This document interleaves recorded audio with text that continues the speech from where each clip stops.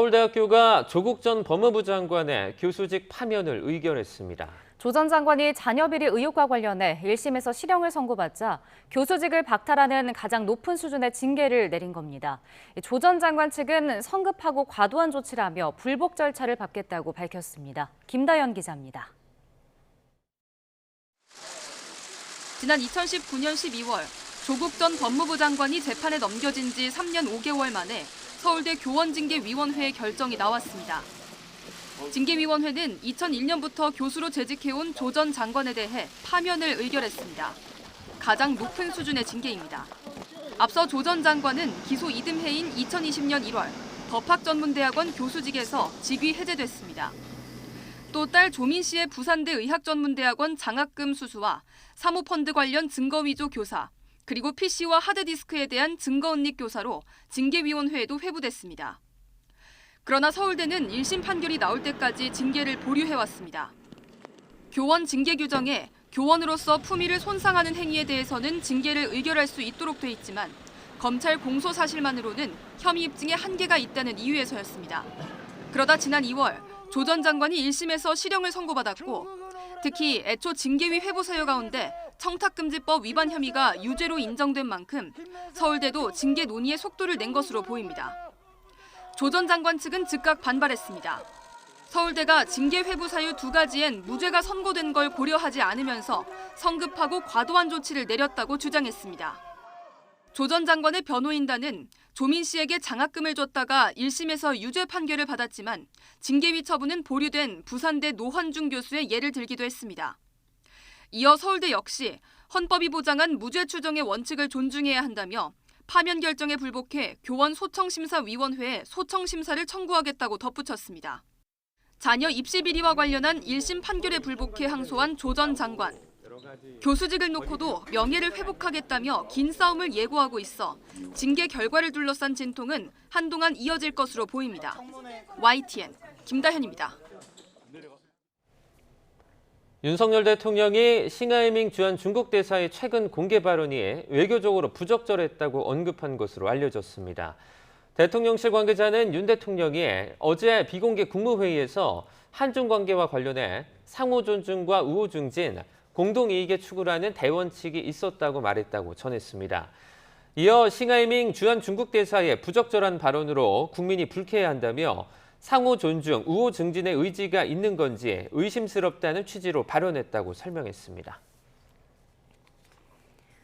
싱하이밍 주한 중국 대사에 대한 대통령실의 조치 요구를 중국이 사실상 거부했습니다. 왕원빈 중국 외교부 대변인은 정례 브리핑에서 싱 대사에 대한 적절한 조치를 기다리고 있다는 한국 대통령실 관계자 발언에 관한 질문에 즉답 대신 싱 대사를 재차 두둔했습니다. 왕 대변인은 싱하이밍 대사가 한국의 각계각층 인사들과 광범위하게 접촉하고 교류하는 건 그의 직무라며 요란하게 떠들 화제가 못 된다고 주장했습니다. 미국 정부는 주한 중국 대사의 부적절한 발언 논란과 관련해 한국과의 협력을 지속하겠다는 입장을 밝혔습니다. 매슈 밀러 국무부 대변인은 브리핑에서 주한 중국 대사의 무례한 발언 등 중국의 무모한 외교 관행에 대한 입장을 묻자 한국은 우리의 가까운 동맹이며 영내 이슈에 대해서 협력을 지속하겠다고 밝혔습니다. 존 커비 국가안보회의 정책조정관도 전날 브리핑에서 중국이 일종의 압박 전략을 사용한 것으로 보인다며 한국은 독립적인 주권 국가고 전 세계에서 훌륭한 동맹이자 친구라고 강조했습니다. 일본 후쿠시마 원전 오염수 방류시설 시운전이 시작된 가운데 어제 국회 대정부 질문에서도 이 문제가 도마 위에 올랐습니다. 괴담 선동 말라는 여당과 정부가 일본 입장만 대변하고 있다는 야당이 팽팽하게 맞붙은 건데요. 주요 발언 내용 직접 들어보겠습니다. 결국 문재인 정부나 윤석열 정부의 입장차가 전혀 없죠. 오염수 방류에 대한 괴담이 2007년 광우병 괴담, 또 2016년 사드 괴담 같은 양상을 흐른다는 지적. 어떻게 생각하십니까? 국민의 안전은 기본적으로 과학입니다. 과학에 기초를 두지 않고 당사자들을 불안하게 하는 것은 그 당사자들 자신들을 굉장히 힘들게 하고 많은 충격을 받게 합니다. 저는 그런 것이 뭐 비과학적인 괴담이다라고 얘기한다면 저는 거기에 동의하겠습니다. 이게 후쿠시마 오염수가 깨끗합니까 정말? 마셔도 됩니까 총리님? 나는 저 총리님이 꼭 일본을 대변해서 나오신 것 같아요. 왜 이렇게 그 일본 편을 듭니까? 1밀리세버트의 안에 들어가는 일본 총리입니까? 겁니다. 일본 총리예요? 아니 그 물을 마신다는 게 일본을 이게- 대변한다는 거는 너무나 좀 이게 무슨 논리가 이게 뒤지는 지금 거 아니에요? 저기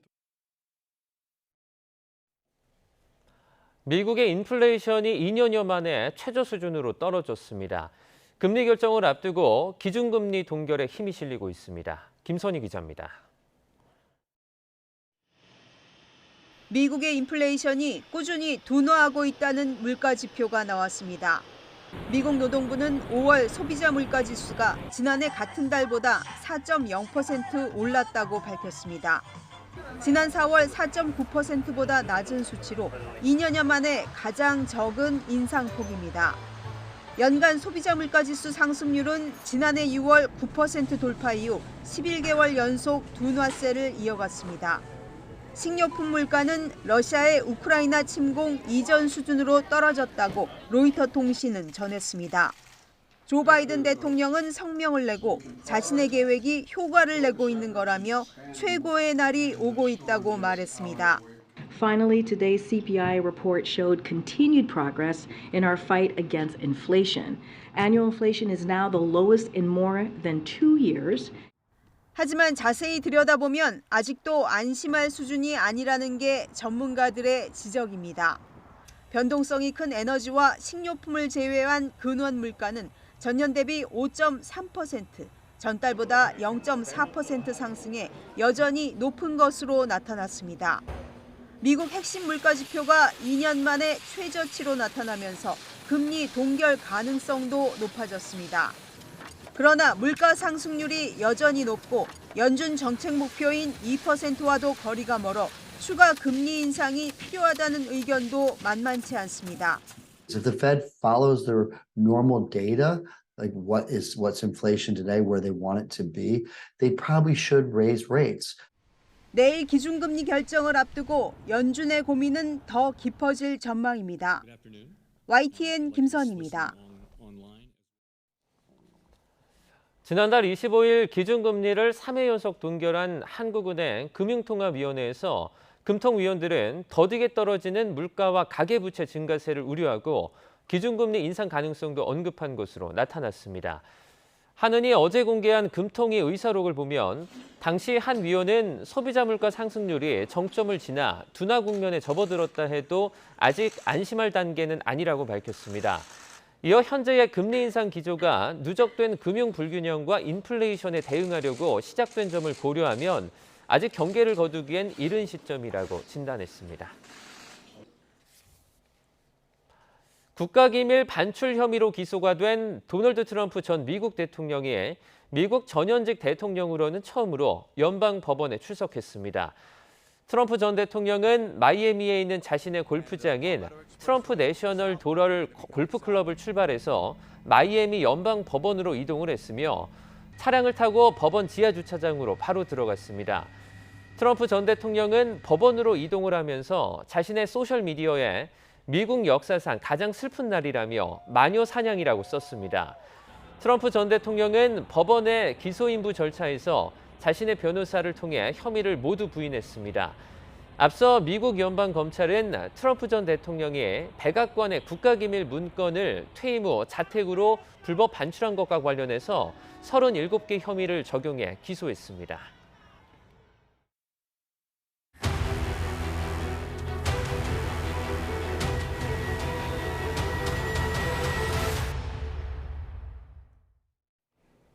지난해 여름 기록적인 폭우로 배수로 역할을 하는 빗물바지가 재기능을 하지 못해 서울 곳곳이 침수됐었죠.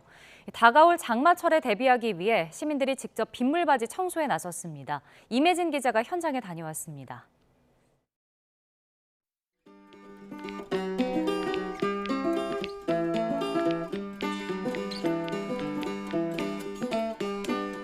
빨간 조끼를 맞춰 입은 자원봉사자들이 손마다 집게와 비닐봉지를 들고 쓰레기 줍기에 한창입니다.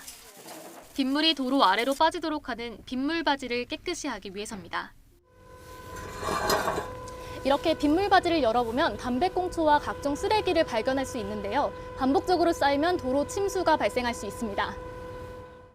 지난해 여름 폭우 때 도로 위로 물이 차오르는 등 온통 물바다가 됐던 서울 강남 일대. 빗물바지를 막은 쓰레기가 침수 피해를 키운 원인 가운데 하나로 지목됐습니다. 올해도 역대급 장마가 예상되면서 빗물바지 정비의 필요성이 커지자 주민들이 직접 팔을 걷고 나섰습니다. 양천구 신정동, 신월동 지역이 상당히 이제 저지대가 많고 또 반지하에서 생활하시는 분들이 많기 때문에 원활한 배수를 위해서 빗물바지 사이사이에 낀 담배꽁초와 쓰레기를 꺼내다 보니 어느덧 비닐봉지가 가득 찼습니다. 청소를 마친 뒤에는 쓰레기를 버리지 말라는 스티커를 붙여 마무리합니다. 특히나 이제 주점이 있거나 식당이 있는 쪽 앞에는 집중적으로 좀 많았었어요. 흙들도 많이 고여 있었고 칸칸이 창살마다 오래된 퇴적물들이 좀 많아서 이거를 우리가 안 했더라면 참 위험한 상황이었겠구나 하는 생각들을 했습니다.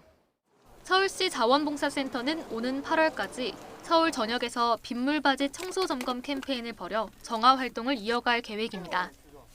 그러나 청소보다 우선해야 할 건 빗물바지를 막히지 않게 하는 것. 이미 지난해 수해로 큰 피해를 겪은 만큼 빗물바지에 쓰레기를 함부로 버리지 않는 성숙한 시민의식이 필요합니다. YTN 임혜진입니다. 경찰이 영화 흥행순위 등을 조작한 혐의로 복합 상영관과 배급사 등 6곳에 대한 압수수색에 나섰습니다. 서울경찰청 반부패 공공범죄수사대는 어제 오전 CGV와 롯데시네마, 메가박스 등 복합 상영관 3사와 롯데엔터테인먼트와 쇼박스, 키다리 스튜디오 등 배급사 3곳 본사의 수사관을 보내 자료를 확보하고 있습니다. 해당 업체들은 함께 일부 한국 영화의 관객 숫자와 영화 흥행 순위를 조작해 영화진흥위원회 업무를 방해한 혐의를 받습니다. 경찰은 관객 수 조작이 영화업계 전반에 만연해 있는 것으로 보고 압수한 자료를 토대로 조작 기간과 규모를 파악할 방침입니다. 법정 시한을 보름 앞둔 시점에서 최저임금위원회가 구속된 근로자위원회 빈자리를 채울 방안을 논의했습니다. 업종별로 최저임금을 차등 적용할지에 대해서는 다음 주까지 표결을 미루기로 했습니다. 보도에 신지원 기자입니다. 최저임금위원회 4차 전원회의는 근로자위원 2명이 불참한 가운데 진행됐습니다. 보국농성을 벌이다 구속된 한국노총 금속노련 김준영 사무처장과 국제노동기구 총회에 참석 중인 류기섭 한국노총 사무총장이 자리를 비운 겁니다. 근로자위원 측은 국제사회도 김 사무처장의 구속에 주목하고 있다며 빈자리를 대체할 방법을 촉구했습니다. 아이러 사무총장은 경찰의 폭력 진압으로 구속된 한국노총 금속연맹의 김준영 사무처장에 대해서 매우 심각하게 보고 있었습니다. 최저임금위원회가 특단의 조치를 취할 이유가 있습니다. 최저임금위원회 운영 규칙에 따르면 노사위원이 상해 또는 질병으로 입원하거나 직계 좀비 속이 사망하는 등 예외적인 경우에만 대리 표결이 허용됩니다. 이에 대해 공익위원 측은 운영 규칙에 기타 부득이한 사유를 추가하는 방안을 제안했습니다. 법원이 김 사무처장의 석방 요구를 받아들이지 않은 가운데 위원회는 다음 전원회의 때 최종 판단을 내리기로 했습니다. 이 밖에 최저임금위원회는 업종별 차등 적용에 대한 논의도 진행했습니다. 한계에 부닥친 어려운 지불 주체의 그분들한테 조금이라도 부담을 좀 덜어주기 위해서는 업종별 구분 적용이 좀 반드시 시연돼야 되겠다라는 말씀. 사용자 측은 최저임금을 받지 못하는 임금 근로자가 농림어업계에서 36.6%, 숙박음식업은 31.2%로 전체 평균보다 높다는 점을 강조합니다.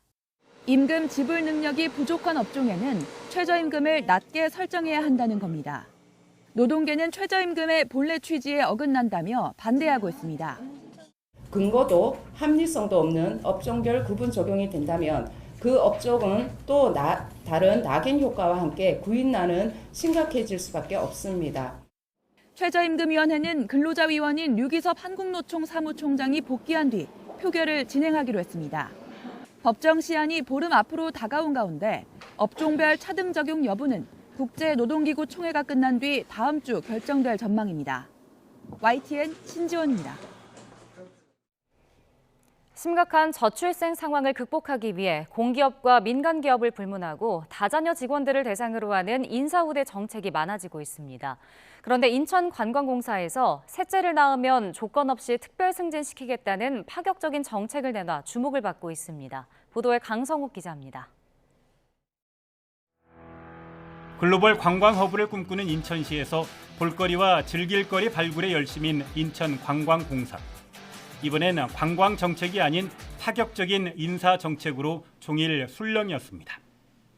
5급 이하 직원이 셋째 자녀를 낳으면 특별 승진시킨다는 인사 방침이 공지됐기 때문입니다.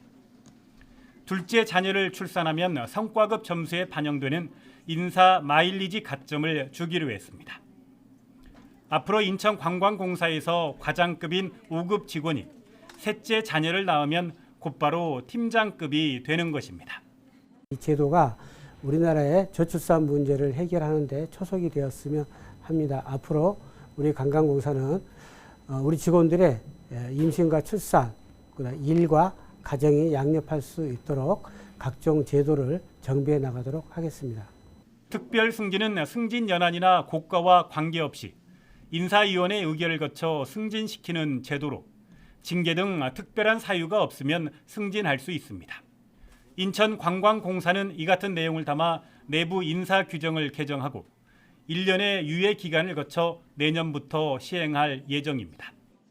올해 초 인사혁신처가 3명 이상의 다자녀를 양육하는 공무원들에게 인사상 우대 혜택을 주기로 함에 따라 중앙정부와 지방정부 그리고 각급 공기업에서 인사 우대 정책이 줄을 잇고 있지만 특별 승진 정책은 인천관광공사가 처음입니다.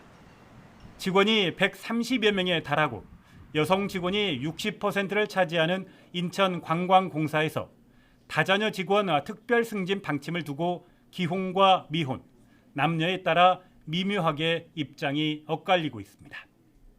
YTN 강성욱입니다.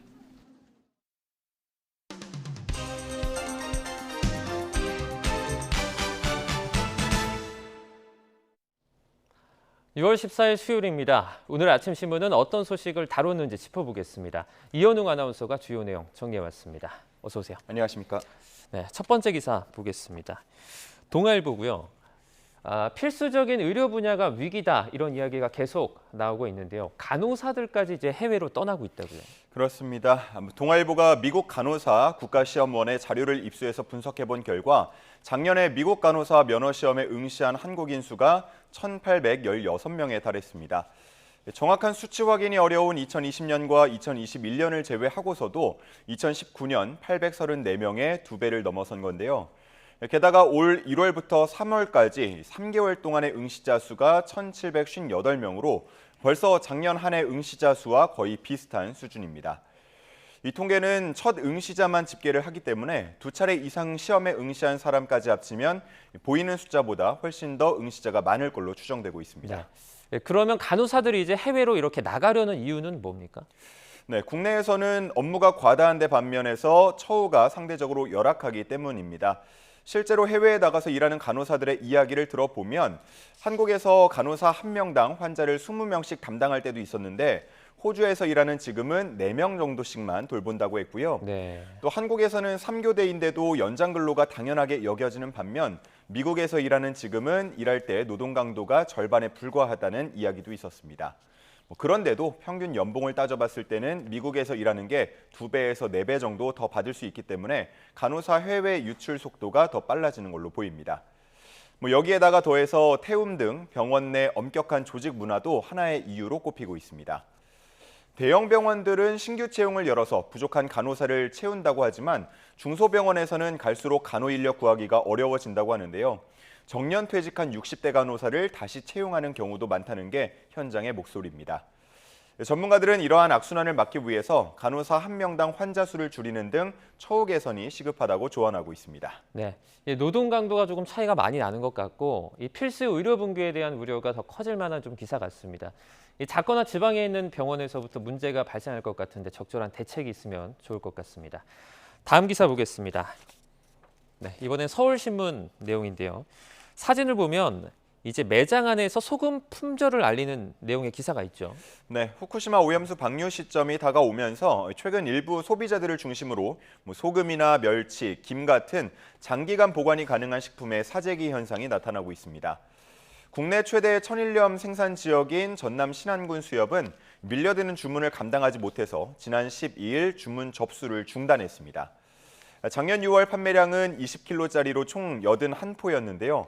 이번 달은 1일부터 9일까지만 하더라도 2,000포가 나갔다고 합니다. 이렇게 사재기 현상이 벌어지면 가격이 많이 오를까 걱정이 되기도 합니다. 네, 관련해서 해수부 관계자는 지금 나타나는 사재기 현상이 가격 상승의 원인은 아니라고 판단하고 있는데요. 네. 중간 유통상들이 물량을 긁어 모을 경우에 가격 인상으로 이어질 수도 있겠지만 지금은 개인들이 소금을 사두는 상황이라서 시세에는 큰 영향이 없다고 판단하고 있습니다.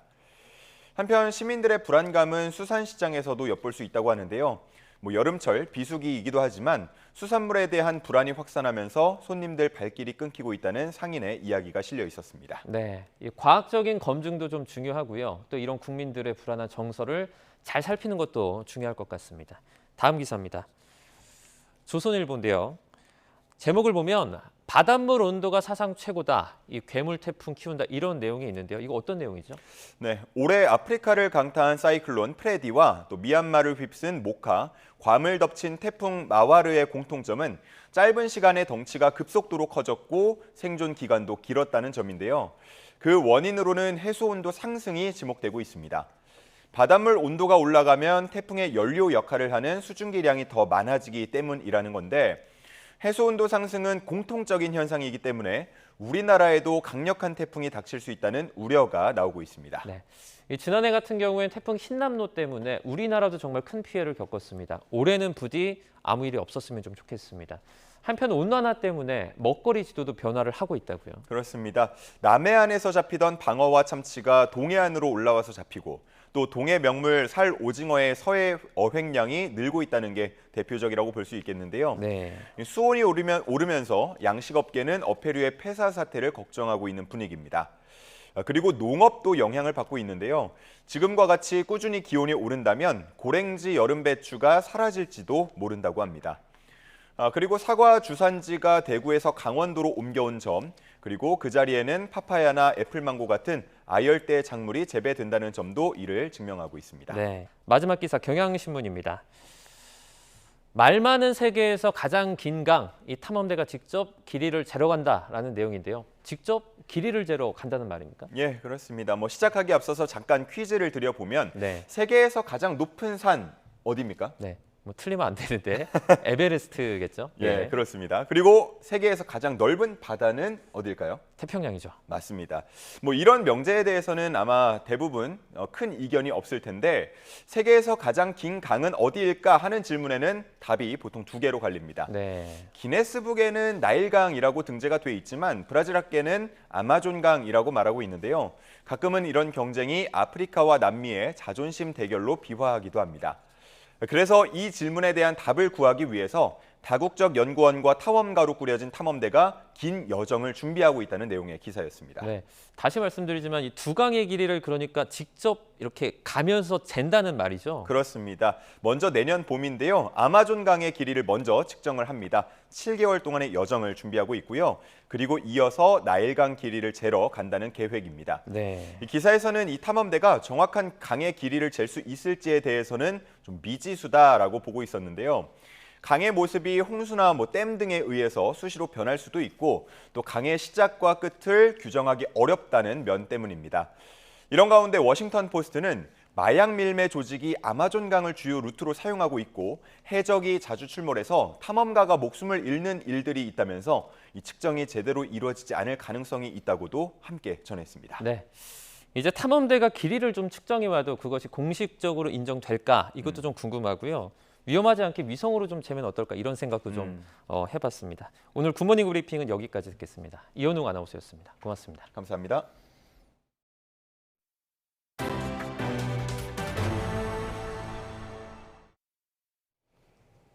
오늘 새벽 경기 화성시에 있는 빌라에서 불이 나 7명이 다치고 27명이 구조됐습니다. 경기 구리시에서는 상가 옥상에 있던 변압기가 폭발해 상가와 인근 아파트가 한때 정전되기도 했습니다. 밤사이 사건 사고 소식 안동준 기자의 보도입니다. 건물 창문에서 하얀 연기가 쉴 새 없이 피어오릅니다. 외벽에는 구조를 위한 사다리가 놓여 있고 주차된 차는 잿가루가 뒤덮여 하얗게 변했습니다. 오늘 새벽 1시쯤 20여 세대가 사는 경기 화성시 진안동 빌라에서 불이 난 겁니다. 막 연기가 자욱하게 있고 막 좀 불빛이 보이는 거예요. 그래서 주변이 좀 한 100m, 200m 거리에서도 좀 연기가 좀 보였고요. 냄새가 좀 매캐할 정도로 많이 났고요. 일부 거주자는 스스로 몸을 피했지만 늦은 시간 탓에 대피하지 못한 거주자 27명이 구조됐습니다. 이 가운데 70대 여성 등 2명이 중상을 입는 등 모두 7명이 병원으로 이송됐습니다. 호흡이랑 외상은 다 있는데 약간 의식이 약간 정확치 않은 상태라고 하네요. 소방당국이 대응 1단계를 발령하고 진압에 나선 끝에 불은 2층에서 더 번지지 않고 1시간여 만에 꺼졌습니다. 3시간쯤 전에는 경기 구리시 수택동에 있는 상가 건물 옥상 변압기가 폭발하면서 불이 났습니다. 다친 사람은 없었지만 전기 공급이 끊기면서 상가와 인근에 있는 200여 세대 아파트가 한때 정전되기도 했습니다.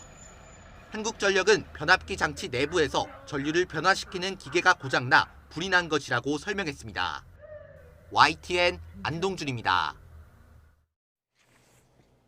응급 환자가 치료할 병원을 찾아 헤매는 이른바 응급실 뺑뺑이를 막기 위해 정부가 연말까지 지역별 이송 지침을 마련해 배포하기로 했습니다. 보건복지부는 지난달 말 열린 당정협의 후속 조치로 소방청, 중앙응급의료센터, 대한응급의학회 등이 참여하는 중앙응급의료정책 추진단을 발족하고 첫 회의를 열었다고 밝혔습니다. 회의에서 복지부와 소방청은 응급 환자를 중증도에 따라 적정 의료기관으로 신속히 이송하기 위해 지역 의료기관 분포와 의료 자원 현황을 반영해 가이드라인을 만들기로 했습니다. 교내에서 재학생이 등교하던 중 화물차에 치여 숨진 사건과 관련해 서울 동덕 여자대학교 학생들이 대학 본관을 점거하고 밤샘 농성에 돌입했습니다. 동덕여대 총학생회는 어제 오후 6시 반부터 본관 1층 로비에서 김명희 총장의 퇴진을 요구하는 밤샘 농성을 진행하고 있습니다. 이들은 지난 6년 동안 학생들이 가파른 경사로를 완화하고 오래된 난간을 수리해달라고 거듭 요청했지만 대학 측이 번번이 외면하면서 사고가 일어났다고 주장했습니다. 또 사고 나흘 만인 지난 9일 책임규명과 재발방지 대책을 논의하기 위해 긴급 공청회를 열자고 제안했지만 대학 측이 이를 거절했다고 비판했습니다.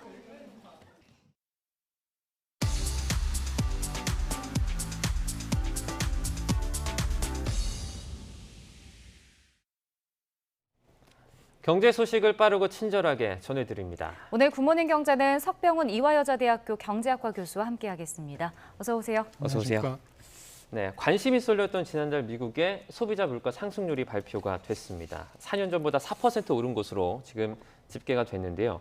지금 확실한 하향 안정세라고 볼 수 있는 부분입니까? 예, 저도 뭐 소비자 물가지수 상승률이 하향 안정세에 접어드는 것은 확실하다라고 생각을 하고 있습니다. 네. 작년 6월에 전년 동월 대비 9.1% 상승한 것을 정점으로 해서요.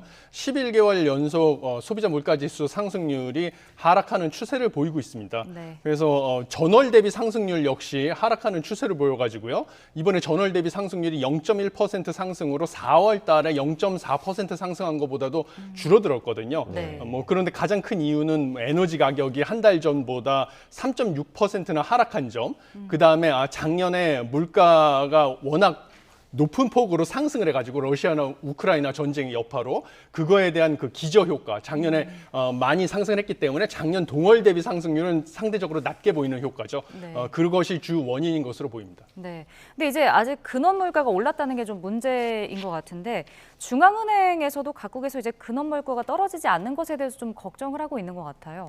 예, 그게 문제점입니다. 예, 근원 물가라는 것은 결국은 변동성이 큰 식료품과 에너지 가격을 제외한 나머지 물가를 근원 물가라고 하는데요. 네. 우리가 근원 물가를 주목하는 이유는 변동성이 큰 식료품과 에너지 물 가격을 제외했기 때문에 물가 상승률의 장기적인 추세를 볼 수 있을 뿐만 아니라 무엇보다 중요한 그 통화 정책의 효과를 직접적으로 확인할 수 있기 때문입니다. 왜냐하면 에너지 가격 같은 경우는 미 연준의 통화 정책과 상관없는 산유국의 감산 결정 같은 것에 영향을 받고요. 그다음에 식료품 가격 역시 통화 정책으로 컨트롤할 수 없는 기후 요인 뭐 이런 걸로 영향을 받기 때문에요. 그것을 제외한 근원 물가만이 통화 정책의 효과를 직접적으로 확인할 수 있는 지표가 되겠습니다. 그런데 근원 물가의 상승률 역시 뭐 하락 추세이고 시장의 전망치 범위에 있는 것은 확실한데요. 문제는 이 하락 속도가 상당히 빠르지는 않다는 점입니다. 그래서 근원 물가는 전년 동월 대비 상승률이 5.3%라서 이것도 지난달에 5.5%보다는 낮아졌지만요. 하락 추세는 낮고요. 전월 대비 상승률 같은 경우는 0.4%로 지난달하고 동일하게 나왔습니다. 그런데 이 근원 물가가 안 떨어지는 이유는 가장 큰 이유가 이번에 그 주택 임차료, 주거비가 좀처럼 떨어지지 않고 있는 점, 그다음에 중고차 가격도 역시 또 떨어지지 않고 있는 점, 이런 것들이 지금 근원 물가가 떨어지지 않는 주요한 원인이 되겠습니다. 네. 이제 뭐 소비자 물가 오름세가 잡혀가는데 근원 물가는 좀 쉽게 꺾이지 않다 이렇게 말씀해 주셨는데 이 두 개가 차이가 나는 가장 큰 이유는 어디에서 납니까? 뭐 일단 근원 물가 떨어지지 않는 이유는 서비스 물가 때문인데요. 서비스 중에서도 주거 서비스, 그다음에 다른 주거비를 제외한 서비스 물가가 안 떨어지는 이유 두 가지 이유가 있는데요. 주거비 같은 경우는 금리가 올라간다고 해서 바로 떨어지지가 않습니다. 왜냐하면 소비자 물가 지수 같은 경우는 도시 지역에 거주하는 사람들을 대상으로 물가를 측정하다 보니까 주거비는 지금 임대료, 주택 임대료, 월세를 주로 지표로 삼고 있는데요. 월세 같은 경우는 금리가 올라가게 되면 주택을 살 때 주택담보대출 금리도 역시 높은 수준이 되겠습니다. 그러면 미국 같은 경우는 주택담보대출이 고정금리 대출이기 때문에요. 금리가 높은 상황에서는 고정금리로 주택을 구매하기가 꺼려지기 때문에 당연히 월세로 살게 돼서요. 월세 수요가 늘어나서 좀처럼 도시 지역의 월세가 잡히지 않게 돼 있습니다.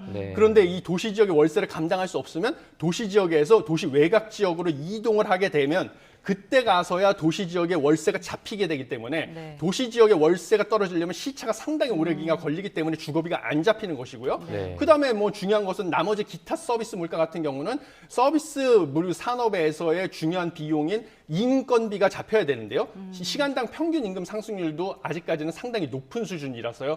두 가지 이유로 근원 물가는 아직 안 잡히고 있는 상황입니다. 일단 그 미국 연방공개시장위원회는 이제 시작이 됐고 사실 연준 위원들도 이제 소비자 물가 상승률 같은 경제 지표를 보고서 좀 결정하겠다 이렇게 밝혔었잖아요. 이번에 그럼 어떤 결정을 내리게 될까요? 이번에는 그래도 가장 분명한 것은 소비자 물가 지수 상승률이 거의 2년여 만에 최저치로 떨어졌기 때문에 가장 분명한 지금 금리가 충분히 높은 수준이고요. 그래서 소비자 물가 지수가 계속 하락하는 추세라는 것은 확실하기 때문에 일단은 이번에 기준금리는 동결을 하고요. 통화 정책의 효과를 지켜보는 것이 유력하지 않을까 이런 생각을 하고 있습니다. 그 기준금리 같은 경우에는 이번에 동결하더라도 7월 달에 또 올릴 수도 있다 이런 시선도 있거든요. 교수님은 어떻게 보십니까? 예, 정말 어려운 질문인데요. 저는 지금까지 나온 데이터를 가지고 7월 전에는 물론 여러 가지 데이터가 추가적으로 나옵니다. 고용 지표도 나올 것이고요. 그다음에 뭐 미국 연준에서 가장 중요하게 생각하는 PCE 물가지수 상승률도 나올 것이고 또 다음 달 CPI 지표도 발표가 될 것입니다. 이런 것을 다 판단하고 최종 결정을 내리겠지만요. 지금 현재 질문을 하시니까 경제학자로서 현재까지 나온 자료를 바탕으로 답변을 드릴 수밖에 없는데요. 저는 현재까지 나온 지표를 바탕으로 오늘 결정을 해라 이러면 다음 FOMC 회의에서는 7월 달에서는 기준금리를 0.25%포인트 인상하는 결정을 할 것이다 라고 생각을 하고 있습니다.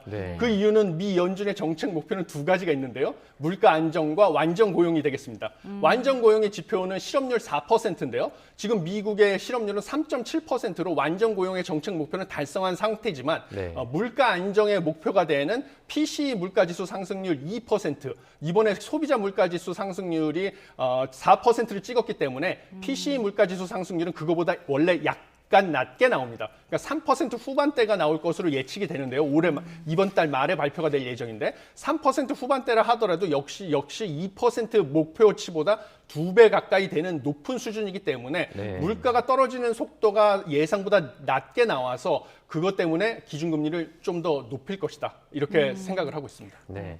지금까지의 상황으로는 뭐 물가 안정이나 완전 고용이란 요인 때문에 0.25%포인트 다음 달에 인상할 거다. 그렇죠. 예. 이렇게 예상을 해주셨는데 이건 다음 달에 좀 더 예, 지켜봐야 할 것 지켜봐야 될 같습니다. 것입니다.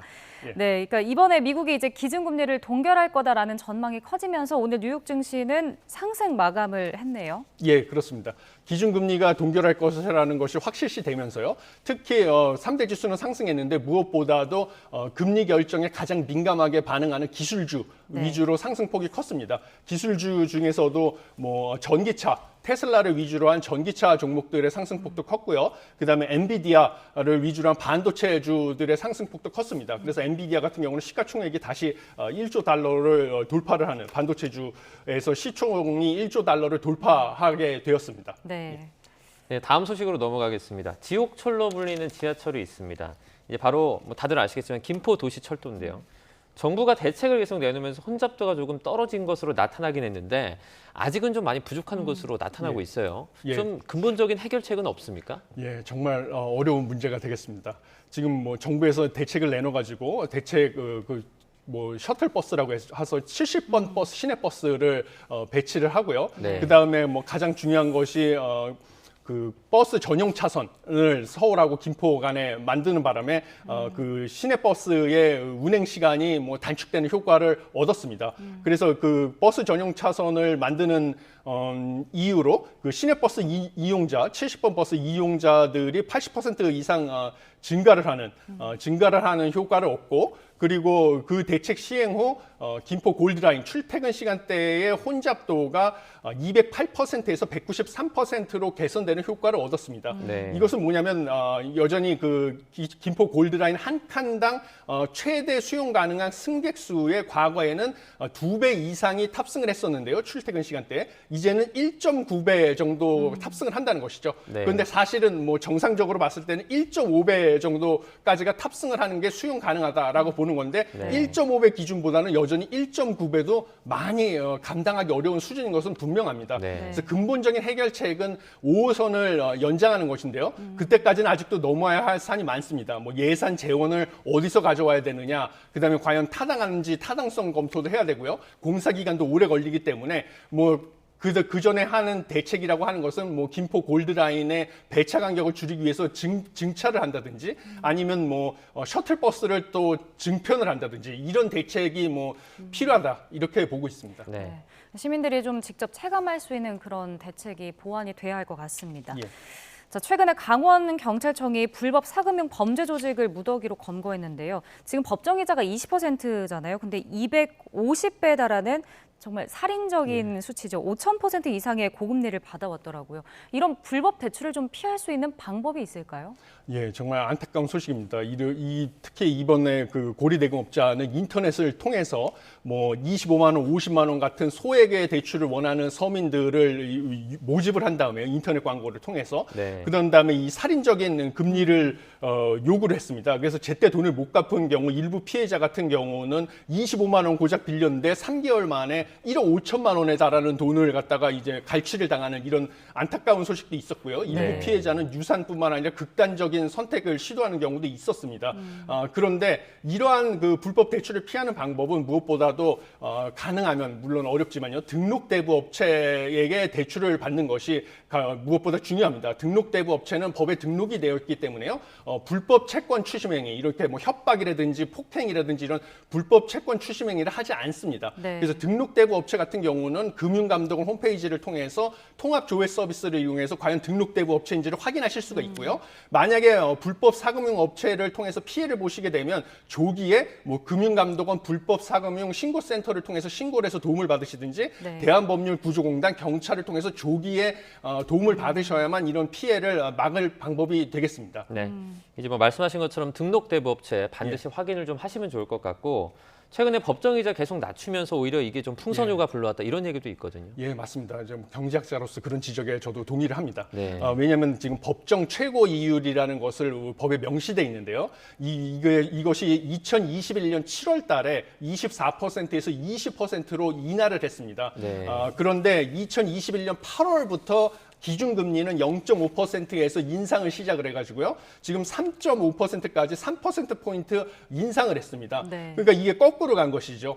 문제는 지금 신용도가 낮은 서민 같은 경우에는 제1금융권에서 대출이 어렵기 때문에 결국은 제2금융권 아니면 거기보다 금리가 높은 등록대부 업체의 문을 두드릴 수밖에 없습니다. 그런데 등록대부 업체라는 것은 결국은 예금을 받을 수가 없기 때문에 다른 금융기관에서 대출을 받아와서 거기도 돈을 빌려와서 거기다 더 높은 금리를 붙여가지고 이런 서민들에게 돈을 빌려주는 기관이거든요. 네. 그런데 법정 최고 이자율로 20%로 묶여있기 때문에 기준금리가 올라가면 등록대부 업체들이 다른 데서 돈을 빌려오는 그 조달금리도 따라서 올라가는데 법정 최고금리는 20%로 묶여있으면 이 마진이 줄어들게 되는 것이죠. 그러니까 사실은 신용도가 낮은 서민들 말고 상대적으로 고신용자들 위주로만 대출을 해주고자 하니까 네. 정말 신용도가 낮아서 등록대부업체의 문을 두드릴 수밖에 없던 서민들이 등록대부업체에서조차 돈을 못 빌리고 불법 사금융으로 내몰릴 지경에 처한 이런 안타까운 상황이 된 것입니다. 그래서 이런 법정 최고 이율을 갖다가 20%로 명시할 게 아니라 기준금리에 따라서 연동돼가지고 기준금리가 0.5%에서 3.5%로 인상이 되면 법정 최고 이율도 뭐 기준금리의 몇 배로 따라서 올라가는 이런 식으로 법을 바꾸는 것은 반드시 필요하다 이렇게 생각을 하고 있습니다. 네. 네. 네, 조금 더 적절하고 유연한 대처가 좀 있었으면 그렇습니다. 좋겠습니다. 네, 굿모닝 경제 여기까지 듣겠습니다. 석병훈 이화여자대학교 경제학과 교수와 함께했습니다. 고맙습니다.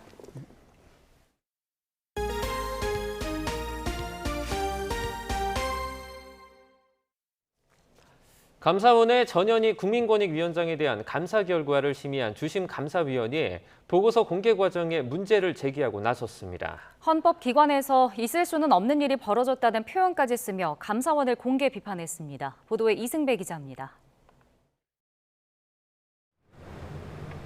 공개 비판은 감사원 내부 게시판을 통해 이루어졌습니다. 글을 쓴 사람은 전현희 국민권익위원장 감사 주심을 맡은 조은석 감사위원입니다. 가장 크게 문제 삼은 건 감사 보고서가 공개되는 과정입니다. 통상 감사위원회가 보고서를 수정 의결하면 감사원 사무처가 내용을 수정하고 감사위원들이 다시 제대로 고쳐졌는지 확인하는 절차를 거칩니다. 조 감사위원은 보고서 최종 검수도 없이 감사원 전자결제 시스템에 먼저 등록됐고 이어 일반에 공개됐다고 주장했습니다. 다른 감사위원 그 누구도 사전에 이를 알지 못했다고 했습니다. 조 감사위원은 헌법기관에서 있을 수 없고 있어서도 안 되는 일이 발생했다며 망연자실할 따름이라고 토로했습니다. 전 위원장에 대한 감사위원회 결과도 밝혔는데 갑질 탄원서를 뺀 모든 사안에 대해 감사위원 6명 만장일치로 불문 결정, 그러니까 문제없는 걸로 판단했다고 적었습니다. 이에 대해 감사원은 최종 보고서에 감사위원회 의결과 다른 내용이 포함되지 않았고 절차적 문제도 없다고 반박했습니다. 변경 의결된 수정안에 대해 3번에 걸쳐 주심위원 등이 열람했고 심의실장 검토와 사무총장 결재를 거쳐 시행했다고 설명했습니다. 감사위원회가 감사 결과를 의결하지 않으면 감사 결과는 아예 인정받지 못합니다. 감사원과 전 위원장이 공방을 벌이는 상황에서 차관급 정무직 공무원인 감사위원이 이례적으로 감사원을 비판하고 나서면서 파장이 커질 것으로 보입니다. YTN 이승배입니다. 중국의 탈북자 2,000명가량이 구금된 것으로 알려진 가운데 중국 공안의 수용시설이 확장되고 있다는 것을 보여주는 위성사진이 공개됐습니다. 북한 인권정보센터 송한나 국제협력 디렉터는 미국 의회 청문회에 앞서 북한 무산군에 인접한 중국 허룽시 구금시설 위성 이미지를 배포하면서 이같이 밝혔습니다. 송 디렉터는 사진을 보면 감시탑을 둘러싸고 새 펜스와 추가 시설 건설이 시작된 것이 드러난다며 2021년 여름에는 기존 건물 수리와 함께 새 건물이 들어선 것도 알 수 있다고 말했습니다. 우크라이나가 해방을 선언한 동부 최전선 일부 지역은 여전히 격렬한 전투가 계속되고 있습니다. 이런 가운데 푸틴 러시아 대통령은 반격에 나선 우크라이나군이 재앙적인 손실만 입었다면서도 서방이 지원을 중단하면 대화에 나설 수도 있다고 말했습니다. 보도에 이상순 기자입니다. 우크라이나군 탱크가 비포장 도로를 질주하고 보병들이 작전 지역에 빠르게 전개합니다. 지난 일요일 우크라이나가 탈환했다고 밝힌 도네츠크주의 세 곳 중 한 곳인 마카리우카입니다. Але вони не полишають бажання забрати це село обратно. Вони працюють, як бачите, артою, мінометами, танками. Але ми будемо стояти, бо ми морська піхота. 우크라이나의 대반격에 맞서고 있는 러시아의 방어도 끈질긴 것으로 보입니다. 앞서 러시아 국방부는 우크라이나 제-110 기계화 부대를 포함해 8개 부대가 도네츠크주 페르보마이스코예와 마린카 등에서 공격해왔지만 모두 저지했다고 주장했습니다. 푸틴 대통령은 자국의 전쟁 담당 매체와 블로거 등과 간담회를 열고 한 발 더 나아갔습니다. 우크라이나가 반격에 나섰지만 서방이 지원한 무기의 최대 30%를 잃을 정도로 재앙적 손실만 입었다는 겁니다. Они за это время потеряли свыше 160 танков и свыше 360 бронемашин разного типа. 푸틴 대통령은 그러면서 조건부로 대화의 여지는 남겨뒀습니다. Сегодняшний конфликт завершился с помощью переговоров. Им достаточно принять только одно решение: прекратить поставки вооружений и техники. Все. 하지만 이 간담회 직전 러시아는 젤렌스키 우크라이나 대통령의 고향 마을인 크리비리으시의 아파트와 창고 건물에 미사일을 퍼부었습니다. 이 공격으로 적어도 11명이 숨졌습니다. 우크라이나군은 동부와 남부 지역에서 러시아군과 격전이 벌어지고는 있지만 분명한 결실을 거두며 계속 전진하고 있다고 SNS를 통해 밝혔습니다. YTN 이상순입니다.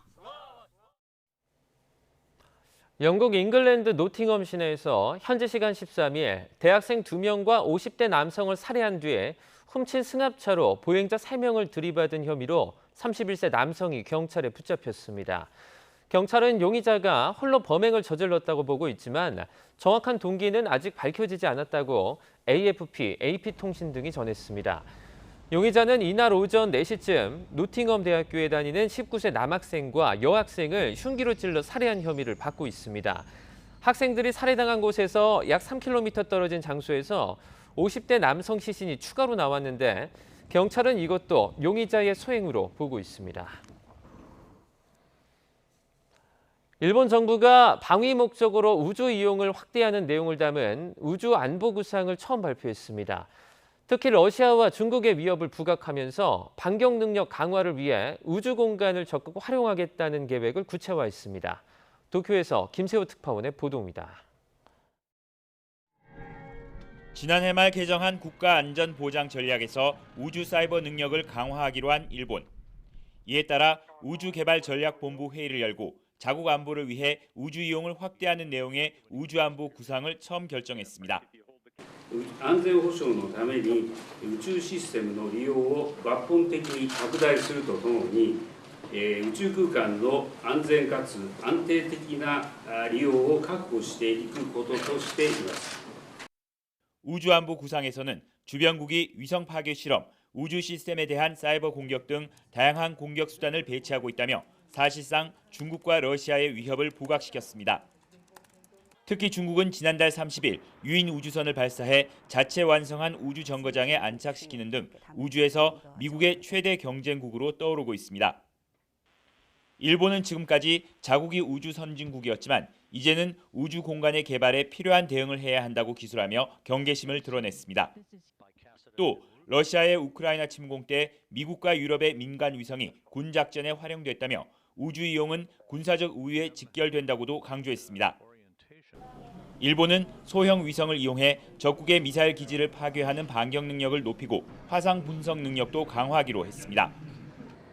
또 자위대가 다른 국가의 지휘 통제와 정보 통신을 방해하는 능력도 보유할 것이라고 명시했습니다. 이와 함께 방위성과 일본 우주항공연구개발기구의 제휴도 강화해 민간 전문가들을 안보에 적극 활용하겠다는 뜻도 내비쳤습니다. 일본의 이번 우주안보 구상 발표로 동북아 지역 주변의 군비 경쟁이 우주 공간까지 확대될 조짐을 보이고 있습니다. 도쿄에서 YTN 김세호입니다. 대화형 인공지능 서비스인 챗GPT가 나오면서 많은 양의 데이터를 짧은 시간 안에 처리하는 GPU, 즉 그래픽 처리 장치가 주목을 받고 있습니다. 하지만 GPU는 곧 AI 반도체로 대체되고 그에 따라 새로운 시장이 열릴 전망입니다. 시스템 반도체 도약이 절실한 우리에게 좋은 기회입니다. 보도에 박홍구 기자입니다. 챗GPT를 개발한 오픈AI의 샘 올트먼 CEO는 지난주 방한에서 윤석열 대통령을 만나 첫 번째 조언으로 시스템 반도체 생산 능력을 늘리라고 말했습니다. 챗GPT 같은 AI 서비스가 많아질수록 반도체 수요가 늘기 때문입니다. 하지만 아직은 적절한 AI 반도체가 개발되지 않은 상태. 오픈AI도 챗GPT 구동을 위해 GPU를 10,000개 이상 쓰고 있습니다. 국내 기업들이 개발하고 있는 반도체 제품은 성능과 효율 면에서 GPU를 능가합니다. 직원 100명의 스타트업인 이 회사는 현재 카카오의 AI 반도체를 이용한 상용 서비스를 제공하고 있으며 내년 상반기 중에 2세대 제품을 내놓을 계획입니다. GPU보다 전력 소비는 60% 적고 제품 가격은 50% 저렴한 AI 반도체입니다. 지금 챗GPT급 그런 모델을 고성능으로 돌릴 수 있는 그런 2세대 칩을 지금 준비 중에 있기 때문에 저희가 굉장히 빠르게 또 현재 시장의 변화에 맞추어서 그 다음 제품을 지금 준비하고 있다 말씀을 드렸어요. SK그룹이 100% 출자한 이곳도 반도체 하드웨어만 놓고 보면 엔비디아의 GPU를 압도합니다. 문장을 이해하고 이미지를 인식하는 속도가 GPU보다 2배 이상 빠르다는 게 업체의 설명입니다. GPU 대비 이런 AI 가속기가 확실히 제품에 대한 어떤 효율성이라든가 성능이 워낙 좋다라는 것들이 사실 공신력 있게 증명이 된 거라고 보입니다. 이 밖에 KT에서 300억 원을 출자한 스타트업도 5나노 AI 반도체를 출시해서 본격적인 상용 서비스를 준비하고 있습니다. 하지만 AI 반도체의 성능은 하드웨어 자체보다는 제품을 구동하는 소프트웨어 능력에 따라 좌우됩니다. 엔비디아의 GPU 역시 쿠다라고 불리는 소프트웨어가 경쟁력의 원천입니다. 그 반도체 칩 비중보다는 소프트웨어 비중이 더 사실은 중요하고요. 실질적으로 그 부분에서 경쟁력의 차이가 나오게 됩니다. 챗GPT 열풍은 GPU를 생산하는 엔비디아를 시가총액 1조 달러 회사로 만들었습니다. 하지만 GPU는 본격 AI 서비스를 위해 개발된 게 아니어서 전력 소모 등 비효율적인 부분이 많습니다. 엔비디아가 독점하고 있는 GPU를 대체할 AI 반도체는 앞으로 시스템 반도체 분야의 핵심 제품이 될 것으로 보입니다. AI 반도체를 계기로 한국 기업들이 비메모리 분야까지 주도하게 된다면 우리 경제는 큰 성장 동력을 얻게 될 것으로 보입니다. YTN 박홍구입니다. 국제축구연맹 U20 월드컵에서 4강 쾌거를 달성한 20세 이하 축구대표팀이 오늘 오후 금이 환영합니다. 아르헨티나에서 열린 이번 대회에서 4위에 오른 우리 대표팀은 네덜란드 암스테르담을 거쳐 인천공항을 통해 귀국합니다. 대표팀 선수들은 공항에서 짧은 귀국 환영 행사를 마치고 각자 소속팀으로 돌아갈 예정입니다. 김은중 감독이 이끄는 우리 대표팀은 대형 스타가 없어 큰 관심을 받지 못한 채 이번 대회에 출전했지만 견고한 수비 조직력과 세트피스를 앞세워 4강 진출을 일궈냈습니다. 축구대표팀 차세대 간판 스타 이강인의 파리 생제르맹 합류가 임박했다는 현지 매체 보도가 잇따르고 있습니다. 프랑스 스포츠 매체 레퀴프는 이강인이 이미 메디컬 테스트를 마쳤고 대표팀 소집에서 복귀하면 이적료 약 275억 원에 파리 생제르맹과 계약서에 서명할 예정이라고 보도했습니다. 앞서 스페인 매체 렐레보 역시 파리 생제르맹과 이강인의 소속팀 마요르카 간 협상이 상당히 진전을 보였고 선수 측은 이미 합의했다고 전했습니다. 오늘도 낮더 있어 요란한 소나기를 염두에 두셔야겠습니다. 오늘 서울의 한낮 기온은 28도로 어제보다 2도가량 높아 덥겠는데요. 오전부터 밤 사이에는 대기가 불안정해지면서 전국 곳곳에 소나기가 지나겠습니다. 곳에 따라 벼락과 돌풍, 우박을 동반하는 곳도 있겠습니다. 시설물 관리와 안전사고에 각별히 유의하시기 바랍니다. 오늘도 전국적으로 구름만 많은 날씨를 보이겠습니다. 대기질도 양호하겠는데요. 다만 대기 불안정으로 인해 전국 곳곳에 5에서 60mm의 소나기가 예상됩니다. 일부 지역에서는 시간당 30mm 이상의 강한 소나기가 쏟아지겠습니다. 현재 기온 살펴보겠습니다. 서울 18.4도, 강릉 18도, 부산 21도로 출발하고 있습니다. 오늘 낮 기온은 서울과 대전 28도, 광주와 대구 29도까지 올라 예년과 비슷하거나 조금 높겠습니다. 낮 동안에는 강한 볕이 내리쬐며 자외선과 오존이 말썽을 부리겠습니다. 내일까지는 곳곳에 소나기가 지나겠고요. 이후에는 맑은 날씨 속에 날씨가 더 더워질 전망입니다. 아침까지 중부 서해안을 중심으로는 안개가 짙게 끼겠습니다. 출근길 교통안전에 각별히 유의하시기 바랍니다. 지금까지 YTN 원희다입니다. 이상으로 굿모닝 YTN 마칩니다. 잠시 후 뉴스라이더가 방송됩니다. 시청해주신 여러분 고맙습니다.